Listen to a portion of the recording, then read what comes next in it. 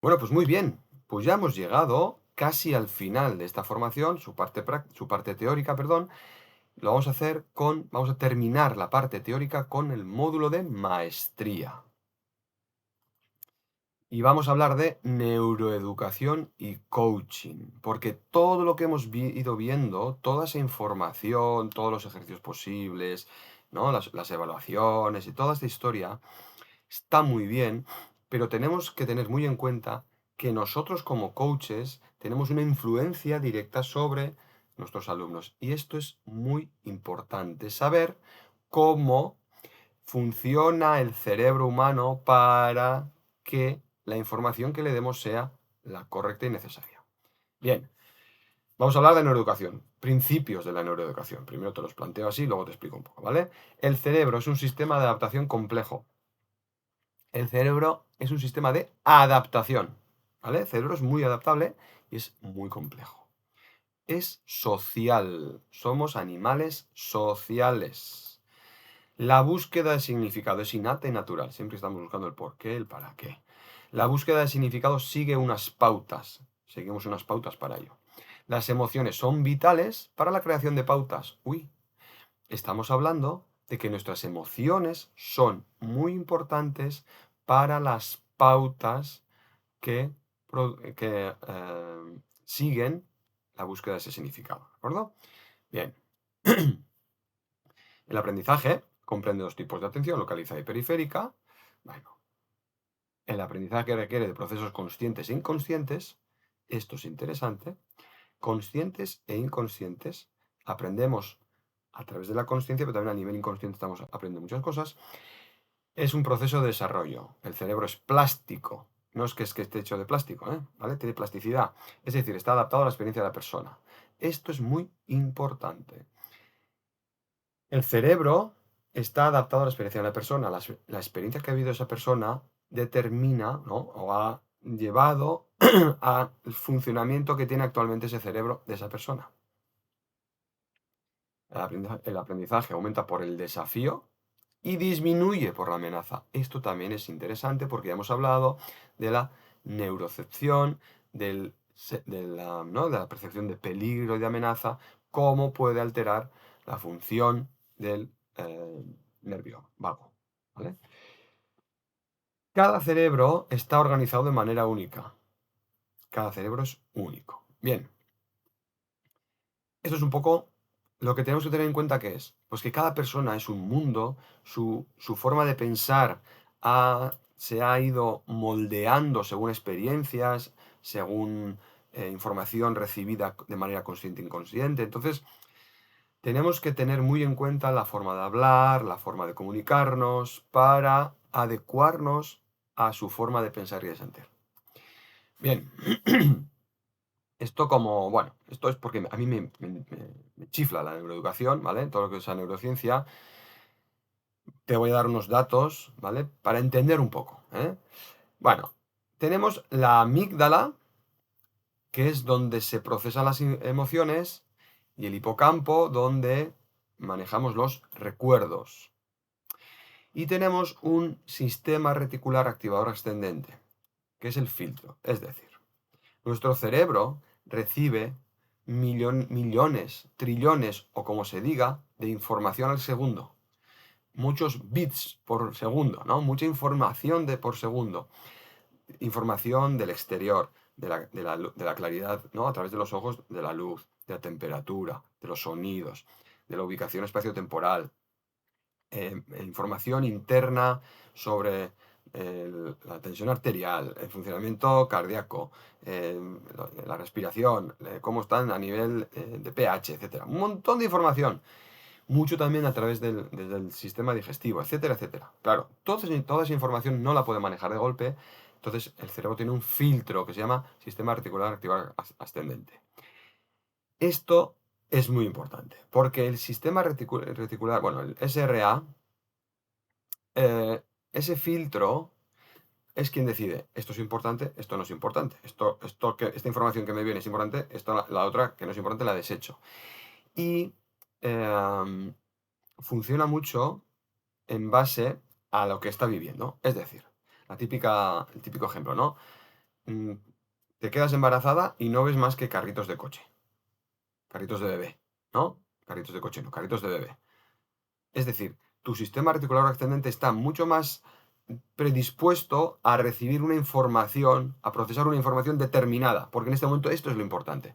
Por lo tanto, según qué tipo de experiencias viva una persona, su SRA estará recibiendo un tipo de información más positiva o más negativa, por decirlo así. Esto es importante porque nos puede hablar de cómo está esa persona actualmente. Luego está la ínsula, que es sobre la que vamos a trabajar muchísimo a través del ejercicio físico, que es la somatopercepción, el equilibrio, etcétera. El darte cuenta de tu cuerpo, todo eso está relacionado con la ínsula. Y tenemos la corteza prefrontal, que es el freno. Bien, la amígdala, tú cuando tienes una experiencia, la amígdala dice, a ver, ha venido esto, ¿no? El sistema reticular activador ascendente hace un filtro, la amígdala le llega una información y le pregunta al hipocampo, oye, ¿esto cómo era? ¿Hay alguna experiencia previa parecido a esto? Sí, vale, ¿y cómo respondí de esta manera? Vale, perfecto, ¿vale? Es un poco resumiendo a grandes rasgos y sin ser yo especialista en el tema, ¿eh? Pero más o menos funciona así. Entonces, pregunta en el hipocampo, oye, ¿hay algún recuerdo? ¿Hay alguna experiencia previa? Sí, vale. Entonces respondo más o menos de esta manera. No hay, pues me invento una respuesta, ¿vale? Y puede ser una respuesta, ahí genera una emoción. Y ya hemos hablado de la emotion, hace que se mueva de una manera. Bien, pero hay veces que puede ser una respuesta que no tiene mucho sentido. Vamos a decir una respuesta irracional, por decirlo de alguna manera, ¿no? Entonces, ahí es la corteza prefrontal que dice, a ver, vale, has decidido esto, pero a ver, que tampoco pasa nada, casi que solo ha sido un ladrido de un perro, ¿vale? Nadie te está atacando. Entonces, la corteza prefrontal es un poco el que pone el freno. ¿Qué le pasa a la corteza prefrontal? Que le damos tanto al coco que se va cansando, agotando durante todo el día y después no somos capaces de poner freno a otras situaciones en las que necesitaríamos su ayuda, ¿de acuerdo? Entonces, esto es lo que podemos ir trabajando también en nuestras sesiones. Trabajar, llevar al cerebro a regular sus ondas cerebrales a través de música, respiración, visualización, etcétera. A mí me chiflan este tipo de trabajo porque hace que la corteza prefrontal descanse un poco y luego pueda ejercer bien su función, ¿de acuerdo? A ver cómo te explico esto. Muchas veces les digo a mis alumnas y a mis alumnos, mira, sinceramente, no sé si lo que funciona de lo que yo te planteo son los ejercicios en sí o es lo que te hago creer que funciona. Es decir, no sé si funciona todo esto porque el ejercicio en sí activa el bíceps de una manera, la cadena muscular, sino funciona porque ese ejercicio está haciendo que en tu cerebro se generen nuevas vías, nuevas conexiones neuronales. Bueno, yo creo que es así, ¿vale? Cada vez, cuanto más estudio sobre neurociencia, más claro lo tengo. Creo que lo que tenemos que hacer es generar nuevas conexiones que generen nueva información, reprogramar nuestro cerebro. Eso se hace a través de reconexiones neuronales. Y ahí ejerce mucha influencia nuestro pensamiento. Si tú, por eso te decía al principio te decía los principios básicos, ¿verdad? Te decía respiración, atención e intención. La respiración es fundamental para centrar la mente y regular el sistema nervioso. La atención es importante para focalizarte y que ese sistema reticular activador ascendente no tenga tanta información, sino que solo se centre en una y sea mucho más fácil filtrar y dirigir esa información. Y luego está la intención, que esa es la historia donde tú a tu mente le haces creer que algo está sucediendo, porque nuestro cerebro no distingue la realidad de la ficción. Si tú le haces creer que ahora estás en una playa, sintiendo los rayos del sol, y estás flotando en el mar, y estás respirando aire puro, etcétera, eso va a tener unos beneficios, va a tener unos efectos beneficiosos en tu organismo. Por lo tanto, esto es para mí muy importante que lo tengas en cuenta cada vez que diriges una sesión. Aunque no hagas este tipo de trabajo, ten en cuenta las palabras que uses, el vocabulario, la energía que tú transmitas, porque puedes conseguir el efecto contrario. ¿De acuerdo? acuerdo? Bien, Francisco Mora, en su libro Neuroeducación, solo se puede aprender aquello que se ama. Es decir, ya estamos hablando de que para el aprendizaje es importante la parte emocional, que hace que se asiente mucho mejor esa información. Maestro, persona que enseña o forma, especialmente aquella de la que se reciben enseñanzas muy valiosas. Esto es la definición de maestro. Esto, para mí, dicho de otra manera, sería el maestro es aquel o aquella persona que ama lo que enseña y enseña lo que ama. Para mí, el secreto es el amor. Poner amor en todo lo que haces y sentir amor en todo lo que vives, aceptándolo, aceptando lo que hay, la experiencia que tienes delante de ti y haciéndolo mejor desde el amor. Bueno, esto hablaríamos otro día, largo y tendido, tengo para otro curso con esto, sobre, no sé si, bueno, ya te he hablado un poco, sobre un curso de milagros, el trabajo. Me gusta muchísimo, por ejemplo, un profesional eh, que es Jorge Carrasco, que es el que me introdujo un poco a este mundo. Me gusta muchísimo su enfoque, ¿vale? Creo que si hiciéramos todo desde otro punto de vista, desde el no juicio, desde la no culpa, desde la cercanía, desde el amor, desde la igualdad, esto sería maravilloso, ¿vale? Y eso, cuando lo haces desde ahí, llegas mucho más profundo a esa persona. No hace falta tanto comerse la cabeza con un ejercicio o el otro, sino el acompañar a esa persona, el que sienta que estás ahí, va a hacer que su sistema nervioso perciba o no perciba esa neurocepción, ¿no? Perciba que está protegida, escuchada, etcétera, va a hacer que el efecto sea mucho mayor y esas reconexiones neuronales sean mucho más efectivas. Y esta imagen no puede ser más certera, ¿eh? Todo lo que das vuelve. Todo lo que das te vuelve. Entonces, si das amor, recibirás amor y crecerás junto con tus alumnas. Bien, dicho lo cual, después de ponernos un poco románticos o no, eh, características del coach, ¿vale? Que tenía que tener en cuenta. Bueno, formación constante. Un coach que se precie no puede aprender ahora 4 cosas y me tiro toda la vida con esto. Creo que trabajamos con personas, nosotros como personas vamos progresando. Dentro de esa progresión tenemos que ir también formándonos, añadiendo nuevos conocimientos actuales en nuestro ámbito. Responsabilidad ética. Esas son las características del coach que puedes encontrar por internet, pero eh, te los menciono, pero es importante, ¿no? Que tú como coach también te plantees tu trabajo como lo quieres hacer. Responsabilidad ética, que seas coherente. No, hay que hacer esto y luego tú no haces nada, como el médico que está fumando y usted no fume. Un poquito de coherencia. Paciencia. Es muy importante tener paciencia y yo creo que la paciencia del coach depende mucho de su fe respecto a su trabajo. Confía en tu trabajo. Si lo haces desde el amor, eres una persona implicada, estás dando lo mejor de ti. Entonces, confía y sé paciente, porque eso va a traer sus efectos. No plantees, no tengas ganas de correr, ¿vale? Empatía, empatiza con tu cliente, con tu alumna, con tu alumno. Escúchale, atiéndele, ¿vale? Porque eso va a hacer que la conexión sea mucho mejor y el entendimiento sea mucho aún mayor. Y escucha activa. Es decir, cuando preguntas, pregúntale y escucha, atiende a lo que te está diciendo. Capacidad de comunicación. Es evidente que un buen coach tiene que tener una buena capacidad de comunicación. Si ves dificultad, pues eso se puede trabajar. Es importante, hay formaciones donde aprendes tienes que saber, primero tienes que saber escuchar para desde ahí entender qué es lo que puede estar necesitando, después tienes que saber generar un mensaje que pueda entenderlo y transmitirlo de manera que pueda entenderlo. Establecer confianza e intimidad con el cliente, motivación para la reflexión del cliente, creo que esto también es muy importante. Un buen coach hace que piense su cliente, que piense y que descubra la solución, que lo consiga por sí misma.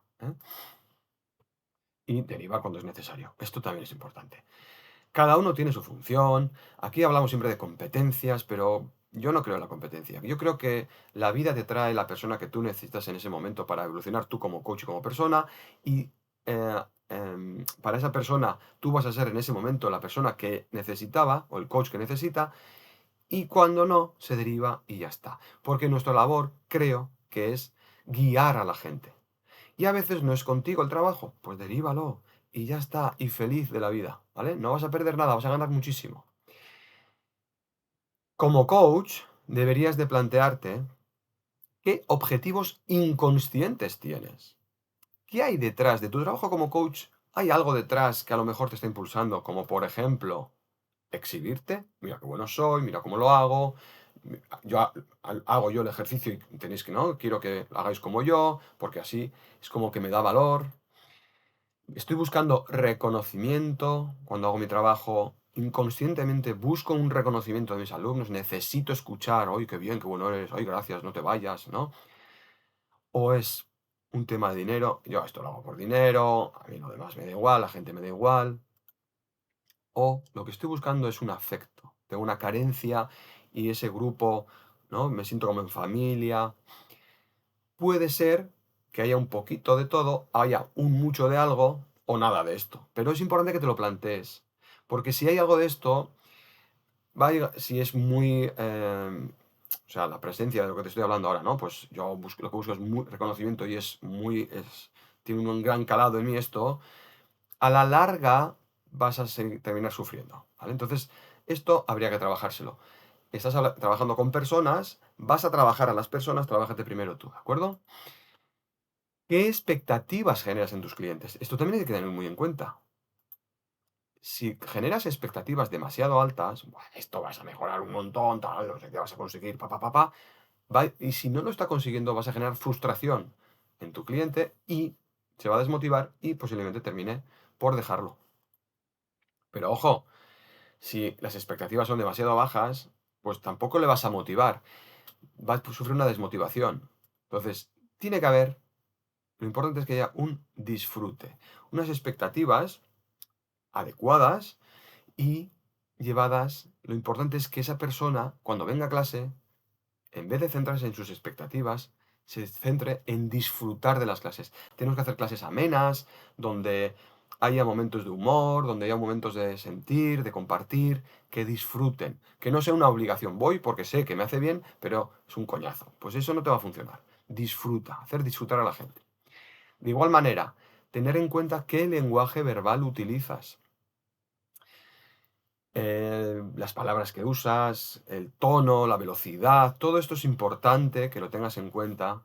Desde, si hablas, utilizas un lenguaje muy técnico, es como muchas veces lo hacemos, ¿no? La gente lo hace inconscientemente, como uso palabras de 5 pesetas, por decirlo así, ¿no? De 1 euro, porque claro, sí, dirán, joque, ¿cómo sabe este señor? Esto no tiene nada que ver. Lo que estamos aquí no es eso, ¿no? No es para exhibirte o no buscamos, no deberíamos de buscar el reconocimiento, qué bueno eres, etcétera, sino buscar la cercanía, ¿eh?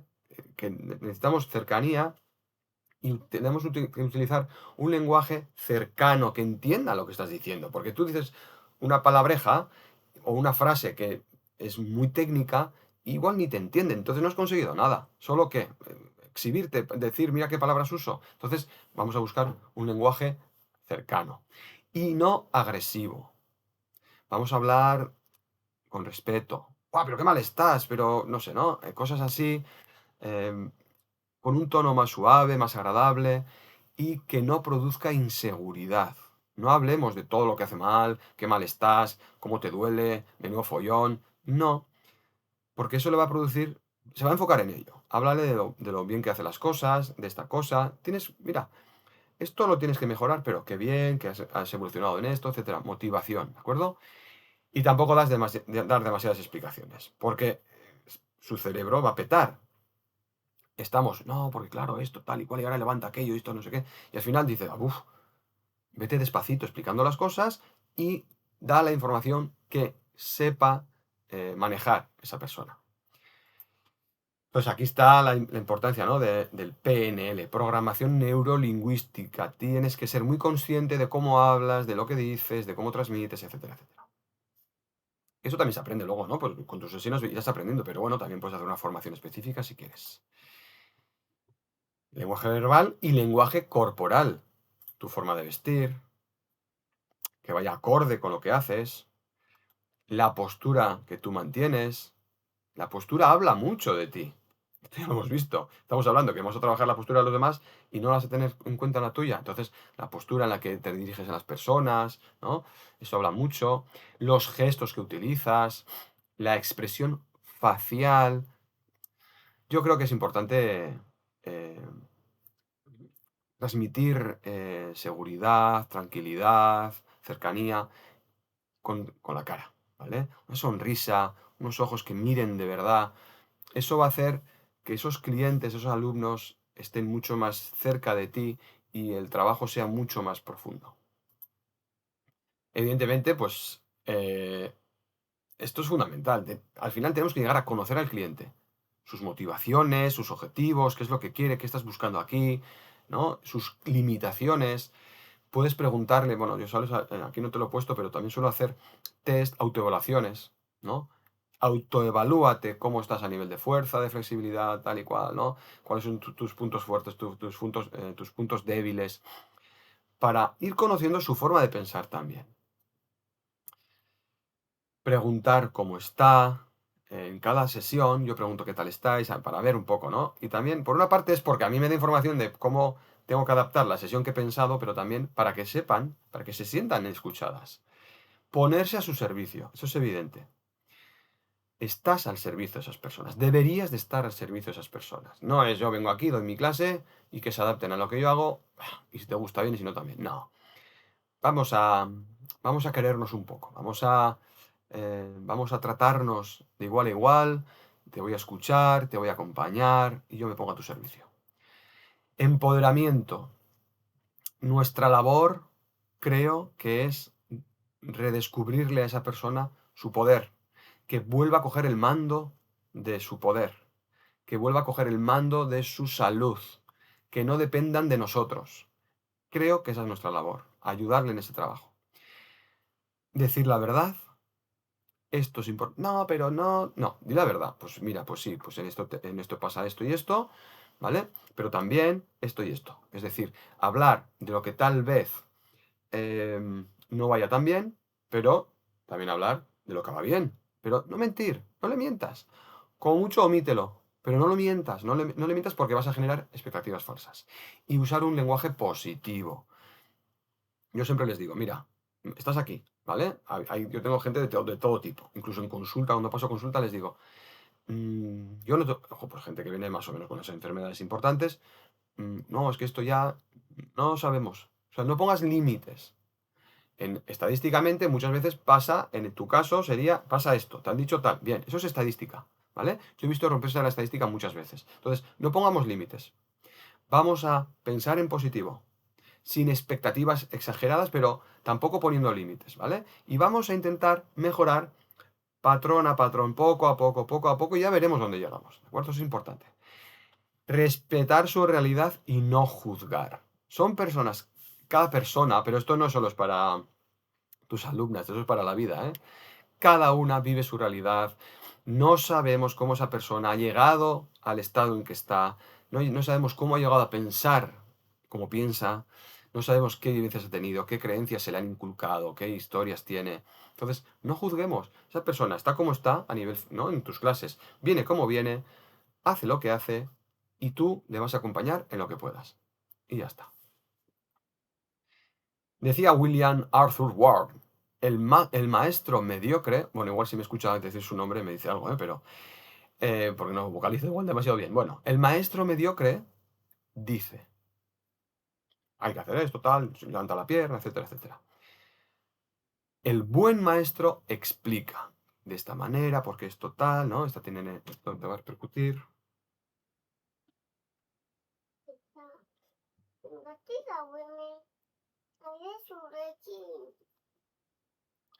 Come la tu amaccionare, Mercedes. Non ce n'ho, vale, itxatea. Itxatea, Mercedes. Ontxe no agora, bale? Segitun bukatzen den.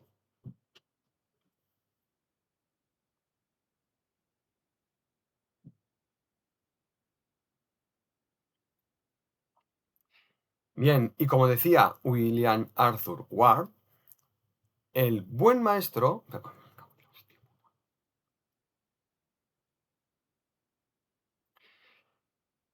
Bien, y como decía William Arthur Ward, el maestro mediocre dice, simplemente suelta palabras, ¿no? O da instrucciones, nada más. El buen maestro explica, hace entender a la gente. El maestro superior demuestra, es decir, que predica con el ejemplo. Y el gran maestro inspira. Esa es la cuestión. Creo que deberíamos de conseguir como coaches llegar a ser el gran maestro.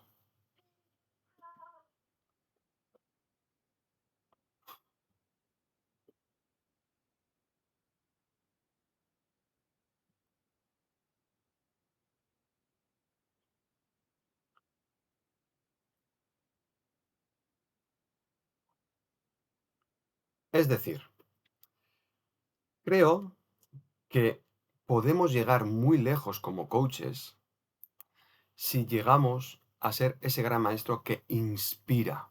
Creo que nuestra labor es encender esa cerillita dentro de la otra persona para que prenda toda su luz.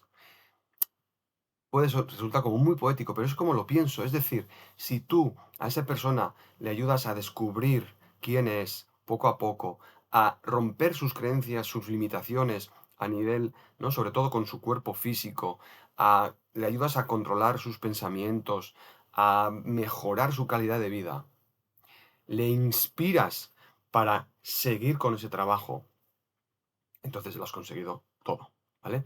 Creo que hasta ahí es hasta donde tenemos que llegar, o hasta donde podemos llegar.